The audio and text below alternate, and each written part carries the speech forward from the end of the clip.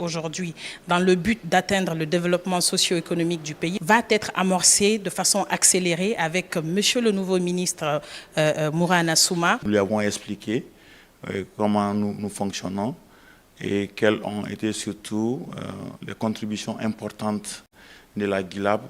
Monsieur le ministre a montré sa disponibilité à nous accompagner, à continuer à faire de la performance au sein de la GILAB et à continuer à baisser les tarifs comme nous l'avons fait ces dernières années. Cette descente sur le terrain permet au ministre Mourana Souma d'avoir une vision claire des acquis et des défis. L'idée est de mobiliser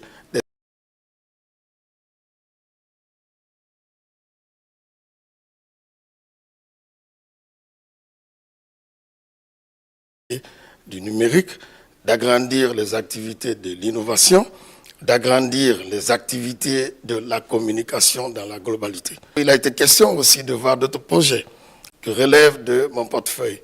C'est le cas de Wardip, c'est le cas également de Hypocument. Et Hypocument, c'est cette application qui va être mise en place pour la passation automatisée des marchés publics, du plan de passation jusqu'aux opérations d'interface. Le Wardip également a des composantes 3. Pour un financement de 60 millions par la Banque mondiale et pour un taux d'absorption de 13%, nous devons aller pour tout de suite élever ce niveau d'absorption par les acquisitions en boostant donc l'ensemble des composantes de ce projet. Et donc tout cela signifie la Guinée à sa vision stratégique en termes d'économie numérique et en termes d'innovation qu'on va mettre à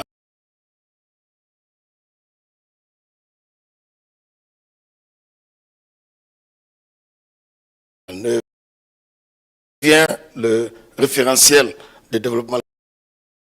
Cette immersion marque une prise en main rapide des dossiers du ministère de la Communication, de l'économie numérique et de l'innovation. Dans l'actualité encore, le séminaire interrégional sur l'analyse macro-budgétaire a officiellement ouvert ses travaux à Conakry. Cette rencontre de haut niveau réunit des experts venus de 19 pays africains. Le thème porte sur les défis liés au cadre budgétaire et aux dépenses à moyen terme. Le point avec Mamadi Gassama.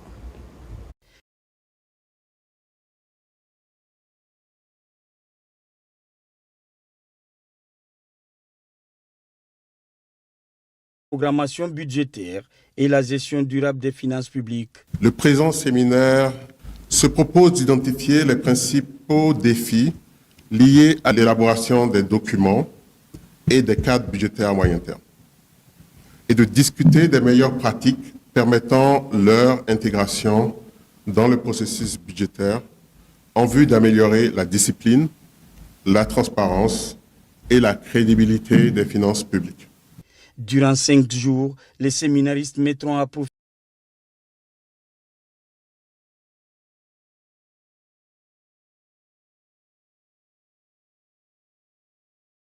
financière. Les échanges de cette semaine s'appuieront sur un cadre technique solide, notamment la How to Note du Fonds monétaire international sur les cadres budgétaires à moyen terme, en plus des guides régionaux et manuels nationaux développés avec l'appui de notre division sur les cadres pluriannuels.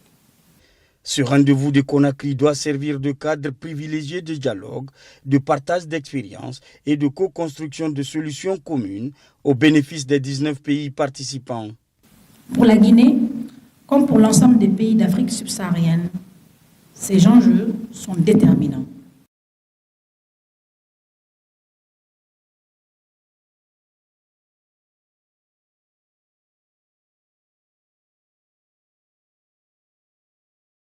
À renforcer la crédibilité de nos États auprès des investisseurs et des partenaires techniques et financiers.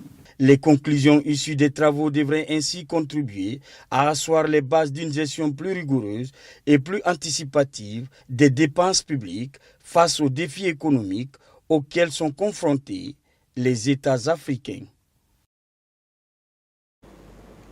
Remise de camions d'incendie et plusieurs autres engins à la protection civile.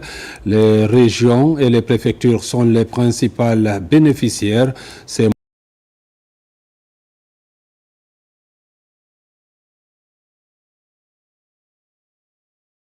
moyens Des camions d'incendie, des ambulances, ainsi que des bus destinés aux cadres déconcentrés de la protection civile. Ces engins viennent répondre aux besoins pressants des populations.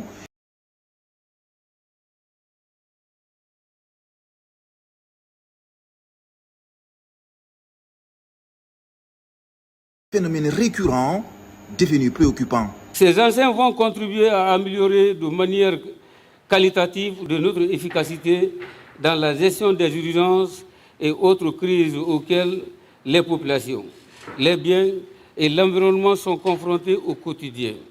Un grand merci à son Excellence le Président de la République, chef de l'État, chef suprême des armées, Mamadi Doumbouya, pour l'acte de souveraineté qu'il vient de poser pour le présent et le devenir de la protection civile guinéenne. Le déploiement de ces équipements dans les préfectures du pays s'inscrit dans la vision du président Mamadi Doumbouya qui entend renforcer les services de secours et assurer une meilleure protection des personnes et de leurs biens sur l'ensemble du territoire national. C'est la toute première fois que les services de la protection civile bénéficient d'un nombre aussi important d'engins neufs sortis d'usines.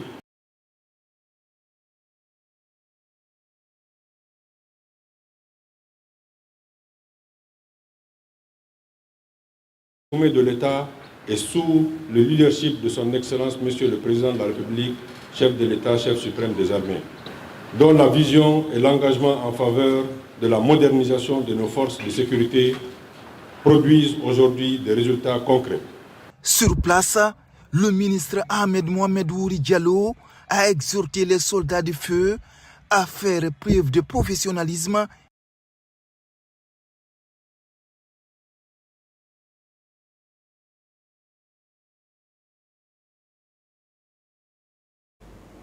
Et puis, ces moments d'émotion et de souvenir, les retrouvailles des sages polis 2000, de 90 à 2000 à l'amphithéâtre Kames de l'université Gamal Abdel Nasser de Conakry.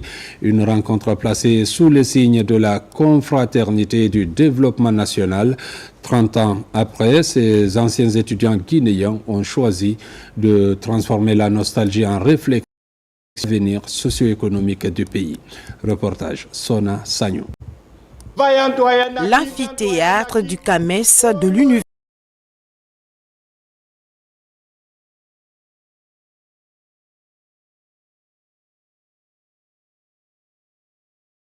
marquant les retrouvailles 30 ans après des anciens étudiants guinéens des promotions 1990-2000. Un rendez-vous chargé d'émotions mais résolument tourné vers l'avenir du pays. Ce congrès consiste à consolider nos relations avec tous les étudiants qui ont connu Gamal Abdel Nasser de 90 à 2000. Retisser nos liens qui a été toujours notre mission. Rendre hommage à la Guinée qui nous a donné notre première formation universitaire. Se retrouver en grande famille, c'est pour prouver aux étudiants, la nouvelle génération, ils doivent s'inspirer de nous parce que le lien de fraternité qui se trouve actuellement entre nous, et les gens sont venus de partout dans le monde, on dirait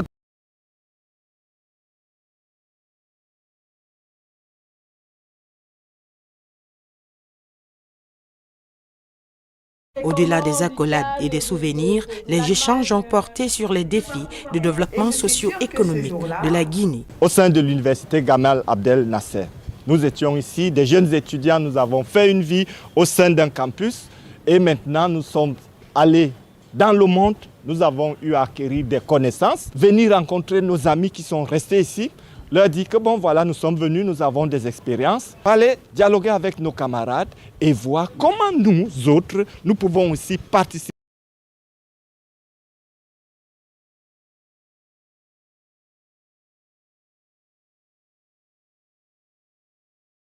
Leurs compétences et leur expérience au service du développement national et contribuer activement à la construction de la Guinée de demain. Restons toujours au niveau de l'enseignement supérieur pour mettre cette fois-ci le cap sur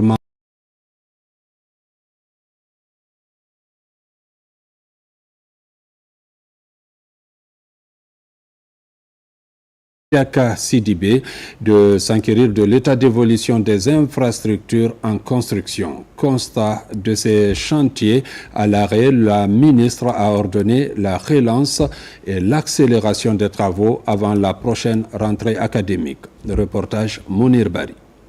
Pas de répit pour la délégation dans sa mission de visite des chantiers et des infrastructures pédagogiques en cours de réalisation. À l'Institut supérieur des technologies de Mamou, des projets structurants et innovants sont engagés. Ici, la ministre de l'Enseignement supérieur et de la Recherche scientifique annonce que ce mandat à la tête de ce département stratégique est orienté sur la qualité de l'enseignement ou encore des infrastructures.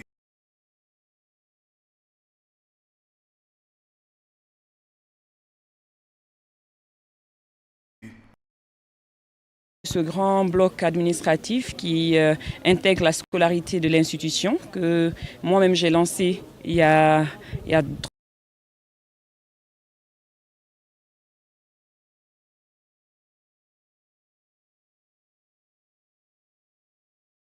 en tout cas relancer le projet. L'entreprise a pris certains engagements et le ministère également afin de relancer le plus tôt que possible ce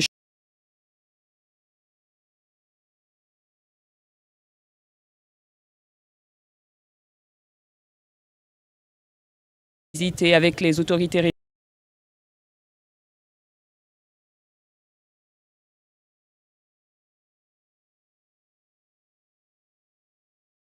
l'enceinte de l'institution, de mesures fortes sont envisagées pour la relance des travaux.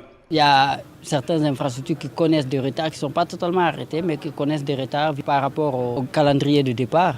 Donc il est aujourd'hui question d'accélérer. La difficulté principale, c'est la question des finances. La visite de ces différents chantiers pour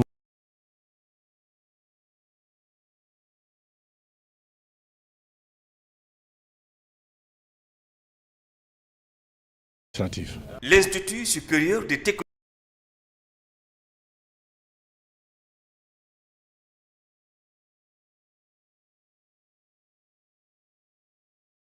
avec une dynamique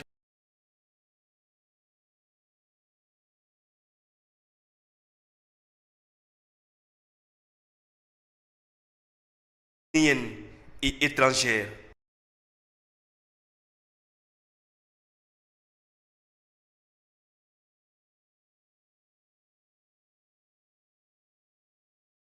De Nongo, où il s'est engagé à tout mettre en œuvre pour l'ouverture très prochaine de cet établissement offert à la Guinée par le roi Mohamed VI. Plus de détails avec Thiernos Madialo. Symbole de l'amitié guinéo-marocaine, le complexe de formation professionnelle en tourisme, hôtellerie et BTP de Nongo va bientôt ouvrir ses portes aux apprenants après de longues années d'attente. Le tout nouveau ministre de l'Éducation nationale, de l'alphabétisation, de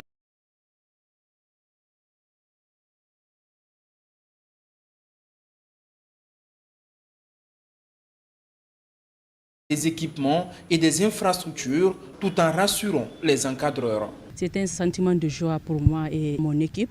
Le recevoir aujourd'hui nous montre que vraiment il a un objectif.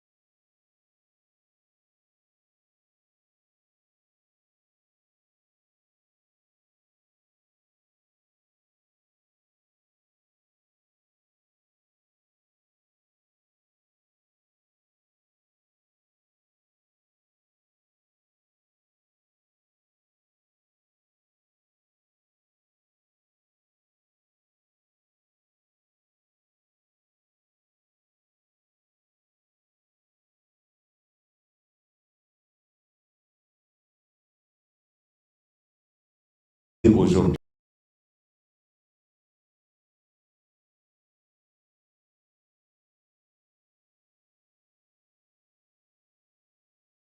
Cette compétition est à sa 3e édition en Guinée, la 35e au niveau international. C'est une fierté à la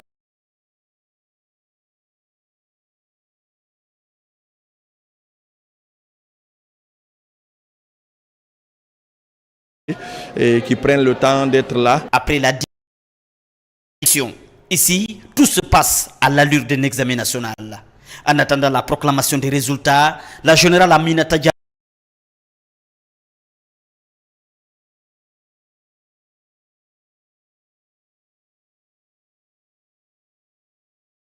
et Adjakari Matabaldi de la Plume représenteront la Guinée à Montréal, au Canada. Je suis très émue aujourd'hui, très contente. Dans tous mes rêves, ce que je préférerais, c'est de gagner le trophée au Canada. C'est un sentiment de satisfaction. Surtout, cette fille-là, elle dit qu'elle voudrait bien faire l'armée. Donc moi, c'est vraiment un honneur pour moi et c'est un honneur pour l'armée que ce concours-là puisse être rapporté par cette jeune fille qui ambitionne d'être comme nous. Cette 35e édition de la dictée PGL pour Gérin la Joie va connaître la participation d'une 50aine de pays venus à travers le monde. Célébration de la Journée internationale de lutte contre le cancer infantile. Je vous l'annonçais dans les titres. Cette journée s'impose comme la mobilisation mondiale pour sensibiliser à la réalité des cancers pédiatriques et soutenir aussi les familles confrontées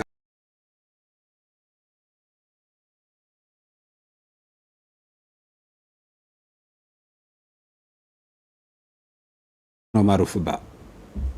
À chaque 15 février, l'humanité célèbre la journée mondiale du cancer infantile. Ici au CHU Donka, la fondation Ndaifatou d'Aminata Kamara, basée aux États-Unis d'Amérique, apporte son soutien aux enfants atteints de cette maladie. Lors de la célébration de cette journée, ces enfants quittent les lits pour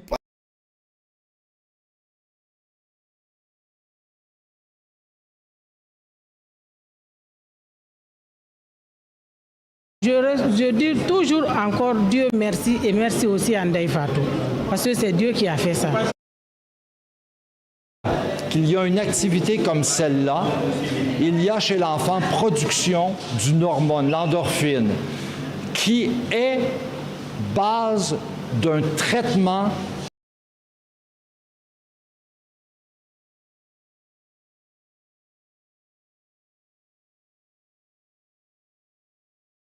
des douleurs qu'ils peuvent avoir.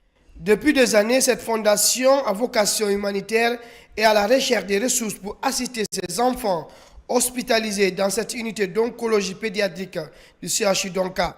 Secourir les tout-petits, c'est le combat quotidien de la fondation Ndaifatou d'Aminata. Donc on est venu pour donner un peu de sourire. Aujourd'hui, c'est la journée internationale du cancer infantile. Donner un peu de soulagement.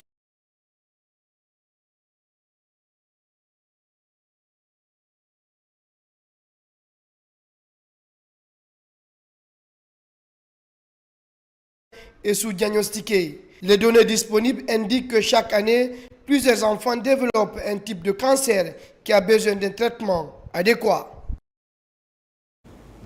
Humanitaire encore, le Rotary Club de Conakry et le Rotary Club de Ratoma ont offert des forages à des écoles primaires publiques. Il s'agit de l'école primaire de Kissoso-Bafon et l'école primaire de Sonfonia 2.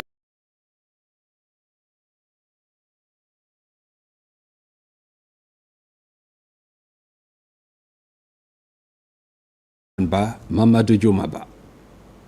Fidèle à sa vocation de contribuer à l'amélioration des conditions de vie des populations, Rotary Club Conakry offre un forage à l'école primaire de Kissoso-Bafon.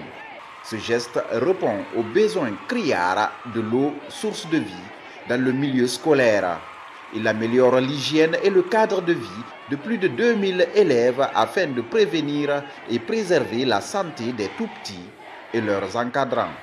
Tout comme les manuels scolaires ou autres matériels didactiques, l'eau également a un impact sur la qualité des enseignements et des apprentissages dans nos concessions scolaires. C'est pour vous dire que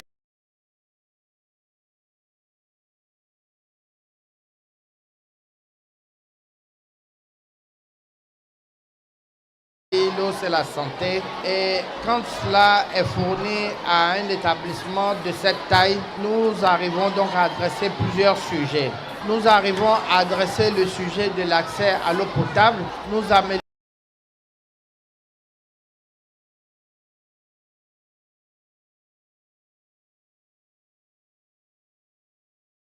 Symphonia 2.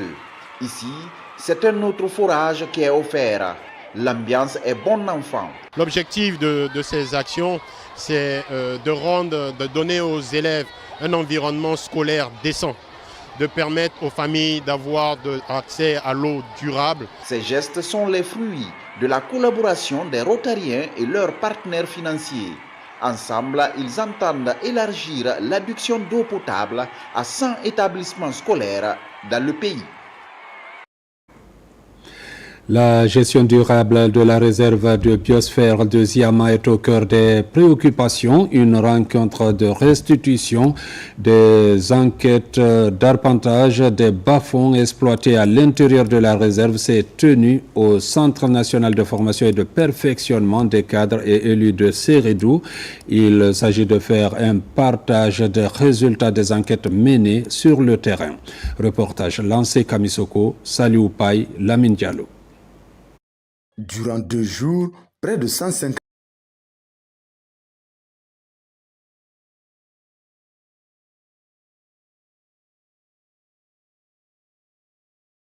de défis liés à l'exploitation des bas-fonds dans la réserve.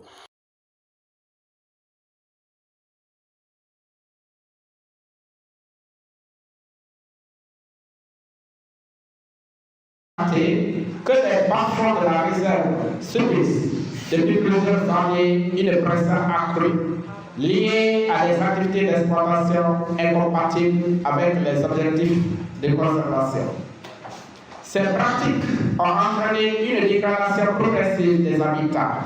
L'objectif général de cet atelier est de restaurer la transparence et la confiance entre les acteurs en présentant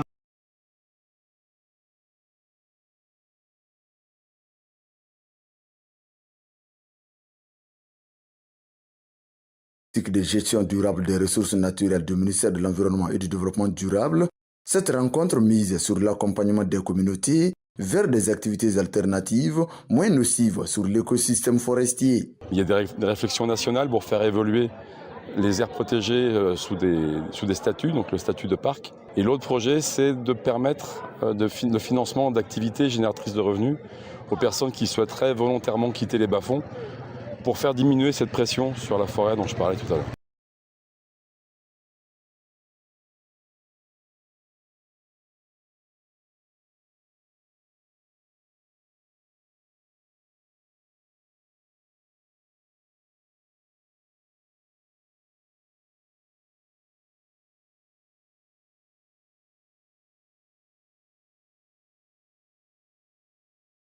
Développer la zone de développement durable. Financé par l'Agence française de développement, ce projet est mis en œuvre par Fauna and Flora en collaboration avec le GRET, Guinée Écologie et le Centre forestier de Zérékoré. Et pour finir, comment améliorer la collecte des ordures et la gestion des déchets? Le sujet était au centre d'une réunion de travail qui s'est tenue au ministère de l'Hydraulique, de l'Assainissement et des Hydrocarbures. Les participants cherchent à comment professionnaliser les acteurs de l'assainissement et rendre la collecte plus efficace. Compte rendu, Mariam Kamara. Rendre effective la salubrité publique de nos villes, telle est la mission qui anime le ministère de l'Hydraulique, de l'Assainissement et des Hydrocarbures. Les autorités du département harmonisent leurs actions avec les différents acteurs du secteur. Au cœur des discussions, la refonte des critères d'agrément et la certification des PME de collecte ont été au centre des débats.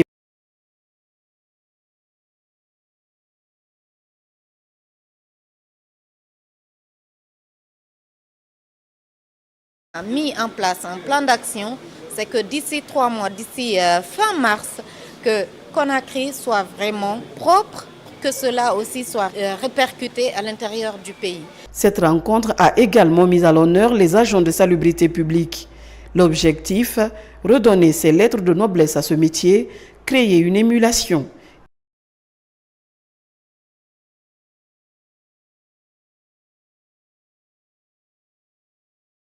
et suscite